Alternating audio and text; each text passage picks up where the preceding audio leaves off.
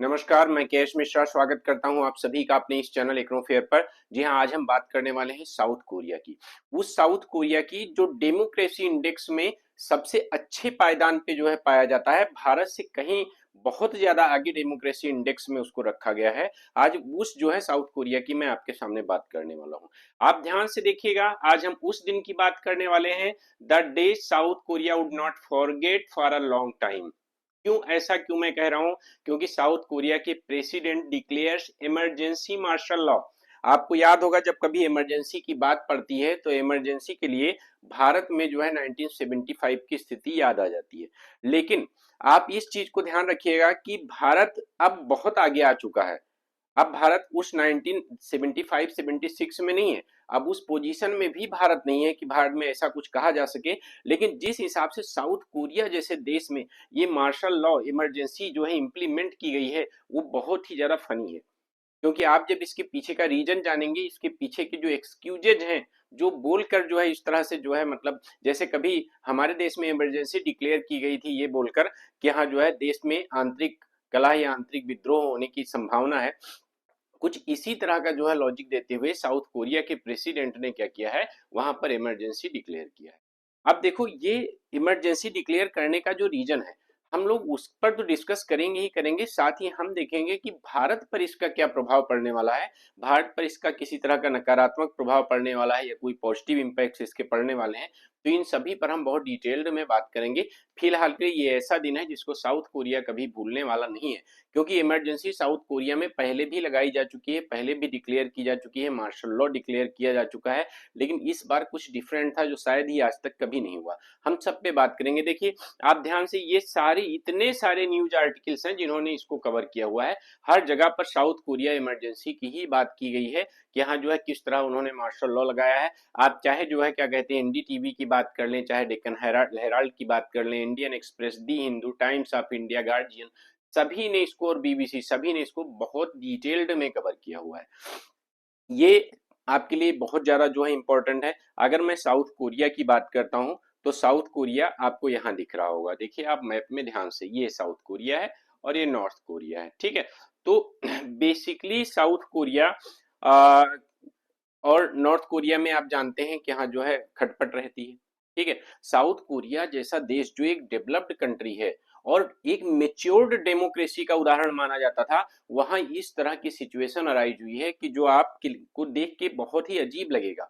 यहां तक कि यूएसए ने, हालांकि जो है अभी देखा जाए तो इनका ये प्लान फ्लॉप हो गया है। कैसे फ्लॉप हुआ उस पर भी हम बात करें। एक बहुत ही मतलब एक कहें कि हाँ जो है एक नाटकीय भूमिका रही इन सब चीजों में। लेकिन यूएस की एम्बेसी ने भी साउथ कोरिया में जो भी उसके सिटीजन्स रहते हैं, उन्होंने उनको जो है अभी तक जो है वार्निंग जारी कर रखी है कि भाई भले मार्शल लॉ हट चुका है लेकिन अभी भी आपकी मुसीबत नहीं टली है, इसलिए जो है क्या कहते हैं आप लोग सावधान रहें, सतर्क रहें। देखिए, अगर मैं बात करता हूं, देखिए डेमोक्रेसी इंडेक्स, आप जानते हैं जब इस तरह के इंडेक्सेस निकलते हैं तो अक्सर जो है भारत के प्रति बायसनेस देखी जाती है कि भारत को लेकर, कि बाकी देश जो वेस्टर्न कंट्रीज हैं या जो डेवलप्ड कंट्री हैं उनको हमेशा ज्यादा तवज्जो दी जाती है और भारत को हर इंडेक्स में कहीं ना कहीं उसके साथ में जो है कुछ ऐसा किया जाता है कि जो भारत को भी पसंद नहीं आता है। चाहे वो हंगर इंडेक्स हो, चाहे एनवायरमेंट इंडेक्स हो, ठीक है, इन सभी चीजों में। ठीक है, हाल ही में एक जो है सिक्योरिटी इंडेक्स निकला था, उसमें आप ये समझ लीजिए कि उसमें ये बताया गया कि जो सीरिया के लोग हैं, वो सीरिया के लोग ज्यादा सुरक्षित हैं भारत की अपेक्षा। आप सोचिए कि किस तरह से जो है इस तरह से इंडेक्सेज में जो है बात की जाती है। देखिए, जब आप ध्यान से देखिए, जब मैं साउथ कोरिया की बात करता हूं तो साउथ कोरिया की इसमें डेमोक्रेसी इंडेक्स में 22वीं रैंक है। आप बहुत ध्यान से देखिएगा, 22nd रैंक है साउथ कोरिया की। लेकिन जब डेमोक्रेसी इंडेक्स में हम भारत की बात करते हैं तो भारत की 41वीं रैंक है, आप देखिए, ठीक है। भारत की रैंक 41वीं, 41। तो भारत बहुत निचले पायदान पे है साउथ कोरिया की अपेक्षा। लेकिन ये कैसी डेमोक्रेसी है जहां पर मार्शल लॉ लगाकर, और इसके बाद में क्या किया जा रहा है पब्लिक के साथ। आप देखिए, ये वीडियो देख रहे होंगे, मैं वीडियो नहीं दिखा रहा हूं, लेकिन हाँ ये इमेज देखिए, आपको इसमें दिख रहा होगा कि जो आर्मी पर्सनल्स हैं, आर्मी पर्सनल क्या करते हैं, वहां की आम पब्लिक के साथ मारपीट कर रहे हैं। आप ध्यान से देखिए, जो विद्रोह, जो उसका विरोध कर रहे हैं उनके साथ मारपीट कर रहे हैं। सिर्फ यही नहीं, जो प्रोटेस्टर्स हैं उनके साथ हाथापाई ही नहीं हुई। देखो, ये जो प्रेसिडेंट है यहाँ के, योन सुक, वो क्या करते हैं, योन सुक को लाते हैं और उन्होंने मार्शल लॉ डिक्लेयर करते हैं। किस कंडीशन में जानते हैं? कहते हैं कि जो पार्लियामेंटेरियन है, जो बेसिकली जो अपोजिट विरोधी दल के नेता हैं, वो सभी क्या हैं, वो जो है नॉर्थ कोरिया के साथ मिल चुके हैं और उन्होंने पार्लियामेंट पर कब्जा कर लिया है, और इस वजह से वो सभी नॉर्थ कोरिया से मिले हुए हैं, इसीलिए जो हमको इमरजेंसी और मार्शल लॉ डिक्लेयर करना पड़ रहा है। सोचिए कितना फनी मतलब स्टेटमेंट देकर इन्होंने मार्शल लॉ डिक्लेयर किया। और इसके बाद ही जैसे डिक्लेयर किया है, उसके बाद में जो है यहाँ पे जो है आपको विरोधियों से जो है खैर हाथापाई तो आपको दिख रही होगी पीछे। देखिए यहाँ तक कि जो अपोजिशन है, अपोजिशन ने भी उनके इस कार को जो इनका वो कार्य है उसको कहा एंटी स्टेट है। ये एंटी स्टेट है जो इस तरह का जो है एक्टिविटी उन्होंने की है। और आप ये समझ लीजिए कि अभी मैं आपको वीडियो दिखाऊंगा कि जो आर्मी पर्सनल्स हैं वो पार्लियामेंट में घुस गए, वहां की संसद में घुस गए। ठीक है, प्रेसिडेंट ने क्या कहा, थ्रेट्स है, कहां से, नॉर्थ कोरिया से हमें थ्रेट्स है और इसीलिए जो है क्या करते हैं, हम इमरजेंसी प्रोक्लेम कर रहे हैं।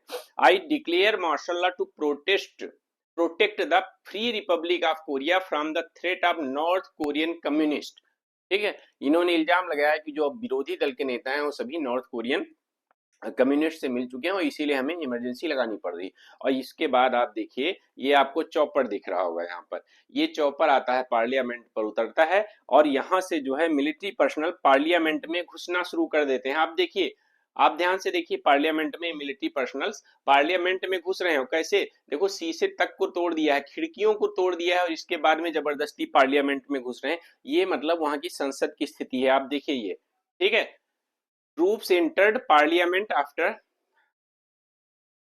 स्मैशिंग विंडोज, मतलब विंडो को तोड़कर और इसके बाद में जो है पार्लियामेंट में ये लोग घुसे। अब आप समझिए कि यहाँ जो है क्या पोजीशन वहां की है, एक ऐसा मेच्योर्ड डेमोक्रेसी की हम बात कर रहे हैं जहां पर इस तरह की सिचुएशन हो रही है, और भारत को जब डेमोक्रेसी इंडेक्स में इतने निचले पायदान पे रखा गया हुआ है, और वहां पर जिसको मेच्योर्ड डेमोक्रेसी, जिसको 21वें 22वें पायदान पे रखा गया है, डेवलप्ड कंट्री है, वहां पर यह हाल है। आप देखिए किस तरह से खिड़कियों को, पार्लियामेंट में खिड़कियों को तोड़ दिया गया है, इसके द्वारा, किसी और के द्वारा नहीं बल्कि आर्मी पर्सनल्स के द्वारा।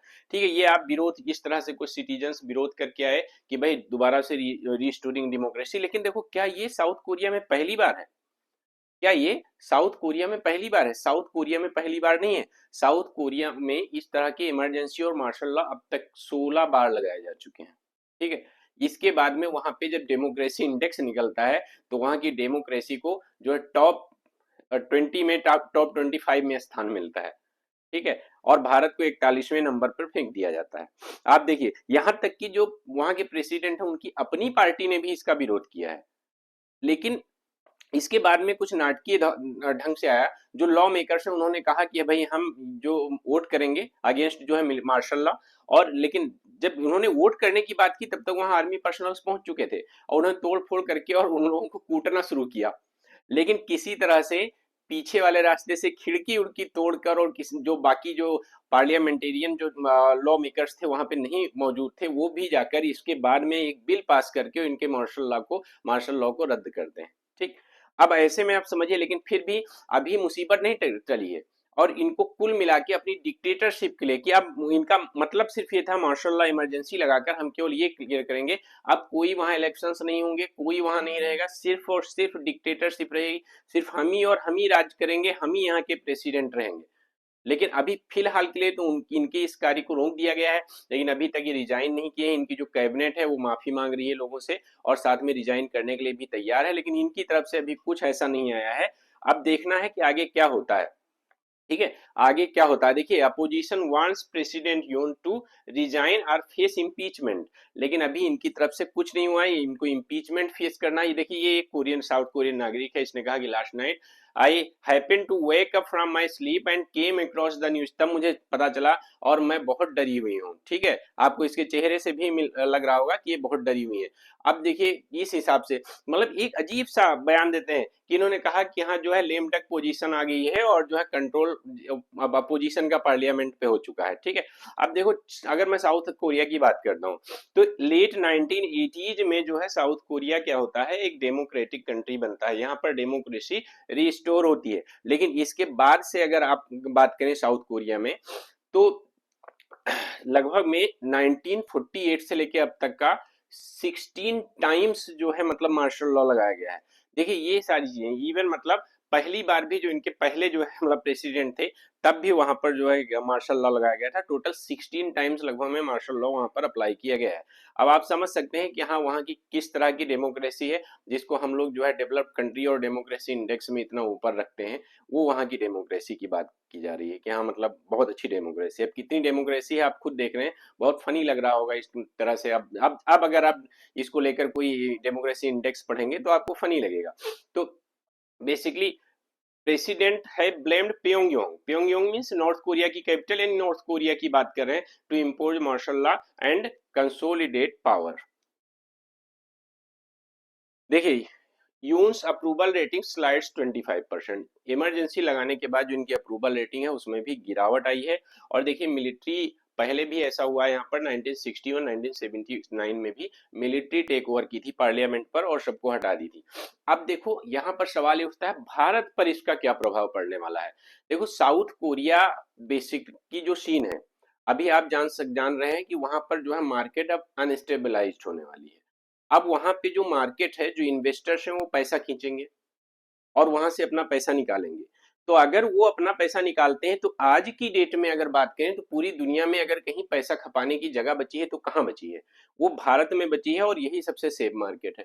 तो इंडियन मार्केट हो सकता है कि हाँ जो है इसके बाद में अभी जो काफी टाइम से गिर रही थी उसमें एक उछाल देखने को मिले, क्योंकि जो है वहां से पैसा निकाल के उम्मीद है, जताई जा रही है उम्मीद, इवन ऐसा होगा कि जो है इंडियन मार्केट में उसको इन्वेस्ट किया जाएगा।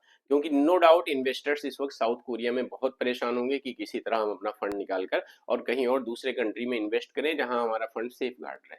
तो ऐसे में वहां से कंपनियां भी भागेंगी और भारत की तरफ अपना रुख करेंगी, और साथ ही जो है स्टॉक मार्केट भी आगे बढ़ेगा। आप देखिएगा इसमें नो डाउट आने वाले कुछ दिनों में ये चीजें आपको देखने को मिल जाएंगी। ठीक है, तो अभी आप बताइएगा कि क्लास कैसी लगी, और साथ में चैनल सब्सक्राइब करिए, बेल आइकन दबाना बिल्कुल भी मत भूलिए, और मिलते हैं फिर नेक्स्ट क्लास में। धन्यवाद।